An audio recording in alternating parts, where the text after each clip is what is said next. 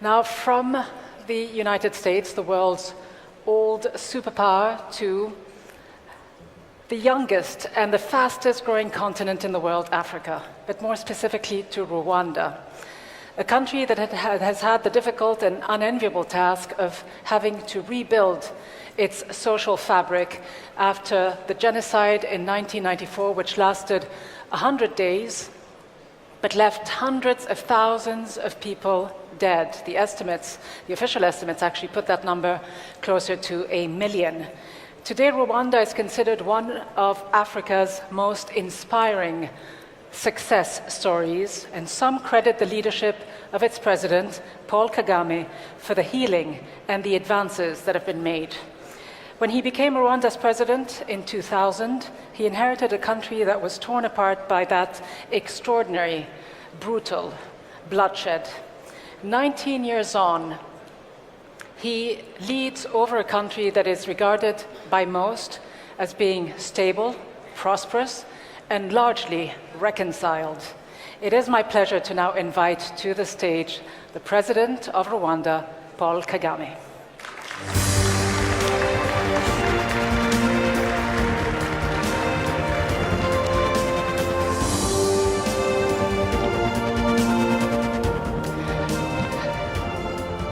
And I get to have a seat as well. A pleasure to be with you, President Kagame. My eye is on the clock. As you can see, I've already used up a few seconds, so we have 19 minutes for this interview. Now, I know how I will be feeling after those 19 minutes. I'll probably be quite tired. My question to you is, how do you feel? Aren't you tired after 19 years at the helm of your country? And before you answer, let me just say I'd ask the same question to Queen Elizabeth if I could. All right. Well, fortunately, I feel I have a lot of energy left to keep going. I can go on for several more years, and I'm not tired of doing what I'm doing. I'm happy working with my people, for my people and my country, and moving from the past of tremendous challenges, but also making good progress and creating hope for the people of Rwanda. You say you could keep going for several more years. Well, what does that mean, though? Because recently, in 2017, there was a law that was passed that actually put term limits to 2 terms. Will that not apply to you moving forward? Well, actually, on my mind, I was talking about the number of years left in this term. In this term. That I'm serving. But then let me ask you this, because yes, you are a charismatic, popular leader who, as I say, many people regard as having done quite important work in your country. Socioeconomically, I believe the economic growth per year is something to the tune of 7-8%. Some would consider this mission accomplished. Is it for you? No, it's never mission accomplished as far as we are concerned. It's a work in progress. Dealing with one challenge and after that having to deal with another, or dealing with many challenges simultaneously. So it's never that people feel satisfied that they have reached the point where they want to be. In fact, Africa, Rwanda being really a microcosm of everything African, we find there is a lot to do, there is a lot that has been achieved, but we have to keep working hard, and because we understand what the problem is that is in my country or anywhere else that affects us. But what is the main problem? Is it that there's still much work to be done to really heal the social fabric? I mean, I know your official mantra is we are all Rwandans now. You've gone as far as to ban any mention, any discussion, public discussion in Rwanda about ethnic diversity. So it is seen as criminally divisionist to use labels like Hutu and Tutsi. I mean, could this backfire? Does this actually help? Look, we have a number of problems all put together. They create a huge problem to deal with. One is history. My country has a problem of history, a problem of geography, a problem of politics. We have to deal with all that. Now, history and politics, in my case, has come together. These two have come together. Yes, we had the genocide in Rwanda. We lost 1 million people. The Rwandans killing other Rwandans. And of course, there were many foreign actors and factors involved, but I don't spend much time on that. I just talk about what our responsibility is, because in the end, when we come to rebuilding our country, we don't blame others, we just look up to ourselves to be able to pick the pieces and move forward. So it was politics of division that made some people in my country look at themselves different, being different from the others. And it did not stop there. In fact, because of that difference, one section of the population descended on the other and killed the other section.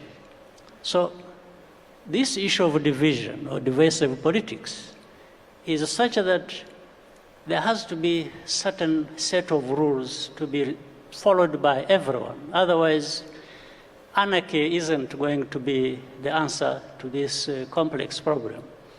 So that's why we therefore set the rules. Be able to express yourself and be happy with your identity, but don't use your identity for the detriment of the other that is different from you. So that's how that question you raised comes about. So let me ask you this. In terms of what's going on around the world, maybe we see it less so, at least less explicitly, on the streets of African capitals, but there is a demand for more accountability, for new forms of leaderships and leaders. And Africa, as a continent, more than many other continents in the world, seems to have the most long-serving rulers. I mean, I just think about Angola or about the case of Zimbabwe. You had heads of states who spent 37 and 38 years in power. Sudan, a good 3 decades. What do you say to those who believe that there should not be this sort of leadership for life? Well, you don't just talk about leadership or leaders being there for this number of years without putting that into context. Therefore, in some cases, like you have mentioned, you may find it's not justified, or it was justified up to a point. Then change that would have been necessary should have happened. But this change, therefore, should be dependent on the context, but it should also be a result of the people of any country, what they have decided. So but don't people want democracy? I mean, does that mean that you actually agree with what the president of Zimbabwe, the late Mugabe, once said? He said that the idea of pushing term limits is a Western concept that is placed as a yoke on the neck of African leaders. You agree with that? Yes and no, because it does not mean one thing everywhere or every time. Because this is why I'm saying time is not an end in itself. When you say a leader has served for this long, that should not explain everything, but it is part of what you may explain dependent on the context and the choice of the people of any country. So now, when you talk about, let's say, when you talk about the Western values or prescriptions which they have been throwing around to other people, sometimes they don't apply in their own places.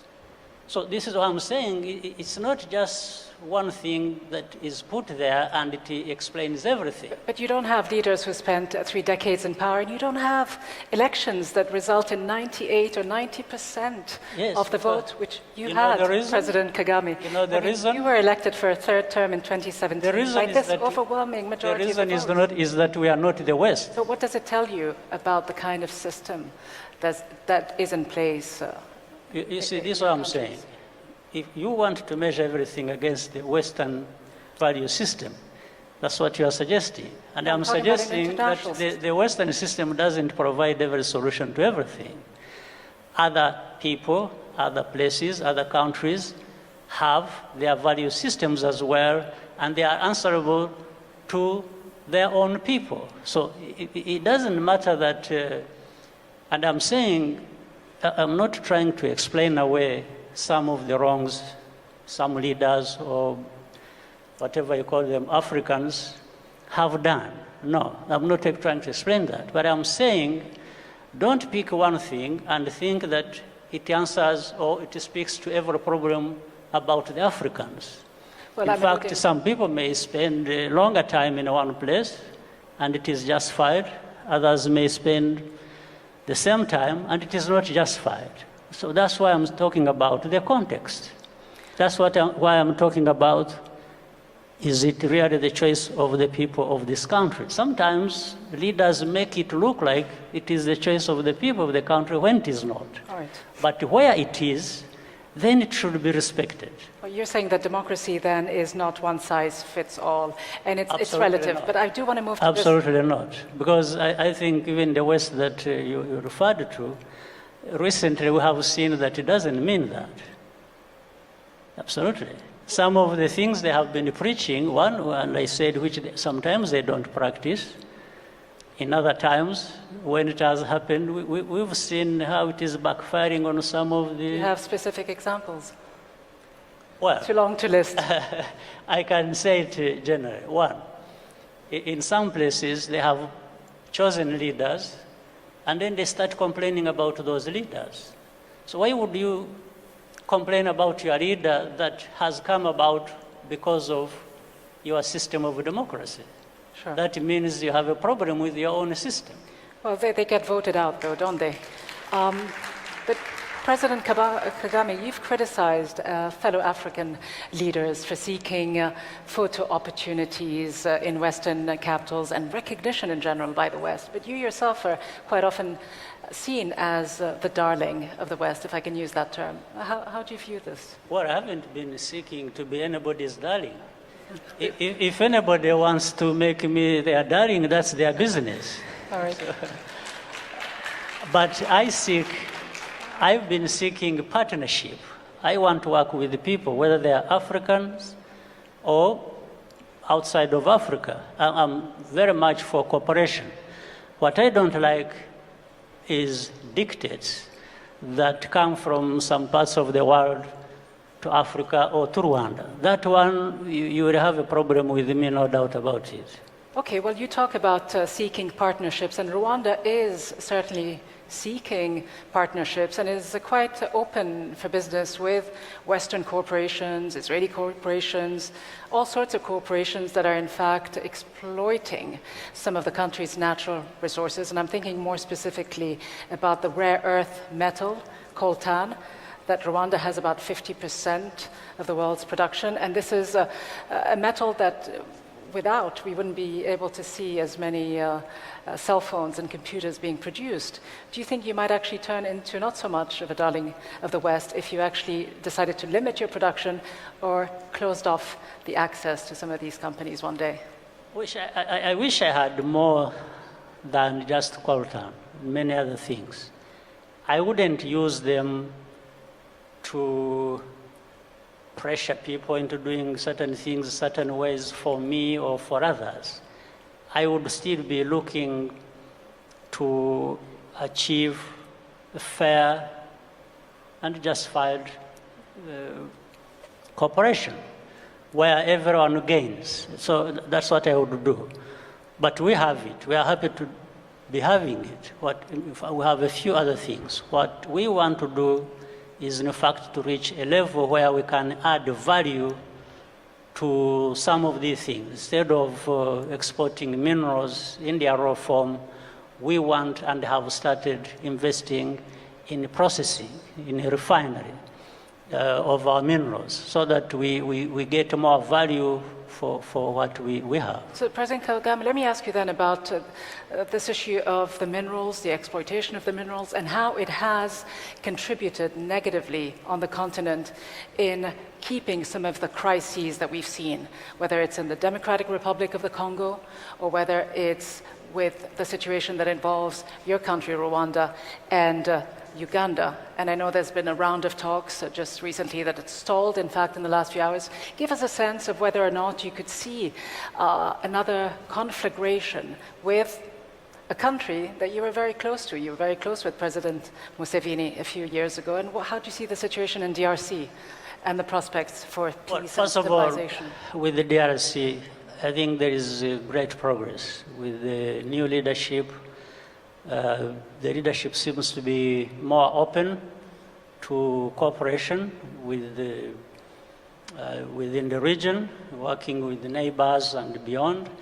There has been very good progress on that, better than it was before the new president came in. So this is very helpful, but that doesn't mean we have sort of developed a program about that. But we use that cooperation to deal with the problems that we have to deal with. Yes, between Rwanda and Uganda, it's like a quarrel in the family. Sometimes even quarrels that are not justified or reasonable. So we find ourselves in some of these, and personally, I really feel embarrassed sometimes because you cannot touch exactly why there would be this kind of misunderstanding, because we are not quarreling over territory or border, having gone, in anybody's definition, the wrong way or things like that. But do you see another war breaking out between the two? No. I don't think. At least we are still more reasonable than to be able to do that. So we talk things out. There have been discussions going on. I think any problem can be discussed and resolved, and that's where we are headed, in my view. And so I want to just move on to another natural topic, I think, when we talk about these crises and what the root cause of some of these crises is, the rare metals and their exploitation. I want to talk about corruption, a phenomenon that is pervasive throughout the world, yes, but that seems to be more so in Africa. The African Union Commission, in fact, estimated that on average, every year, the illicit financial flows out of Africa add up to about $50 billion, and that's a conservative estimate. You yourself have been fighting corruption. You say it's feasible. You have said this is a campaign that can be won, that tolerating corruption is a choice, it is not inevitable, and it is within our power to do so. But can you really root out corruption at the systemic level? It's possible. For example, we have started with our own country. We have tried to put systems in place, institutions, but also carried out education throughout different levels of our society to understand the implications of allowing corruption to be rooted in our society. And we have encouraged openness to talk about it. We have had whistleblowers, so in other words, introduce a couple of things: transparency, accountability, and we have seen levels really come down of corruption in my own country. And this is what we discuss with the neighbors and others on our continent. We can deal with this problem. And already we know the dangers involved. We've seen that it is. So it's a mindset problem. If people don't want corruption and want to fight it, corruption will be reduced to the most minimum. So you don't believe that it is also a cultural issue that has permeated some of the more local aspects of everyday life? And I know, just to put it in context, you say you've done quite a bit, and Transparency International actually ranks Rwanda the fourth least corrupt African country, and you yourself have taken measures to reduce corruption by putting, for example, government services online as a way to reduce the bribes that are given and taken. But do you think this will actually, root out corruption? How long would it take? It will root out corruption, not only in Rwanda, even with others who want to root out corruption in their places or continent-wide. And this is why I'm saying it's nothing like, it is not cultural, it's not anything. It's only that it has gone on for too long, and people have sort of made it a way of life without consequences. Or at least they don't see the consequences, otherwise the consequences are always there. So, and by the way, the $50 billion that leave our continent and go somewhere else, you understand it's not just Africans involved. It's also those people where the money actually goes. So corruption is not African at all. It's a global problem, as you rightly said. But there has been more of it practiced. And many, because of different factors, including lack of governance, proper governance structures in place. Even underdevelopment itself has contributed to that, because people are given so little and end up losing so much because of that. So you're saying a certain level of complicity, Yes. if I read you correctly, within Western capitals, I imagine. But does this... Even without Africa and the Western capitals, I think within capitals of the West there is corruption. Okay, so let me ask you very, very briefly, if I could, about this new, very ambitious project that the Africans have embarked on, the IntraAfrican Common Market. How realistic is it? And how worried are you that there may be eventually some invisible hands that may want to thwart this sort of project? We're already seeing good progress.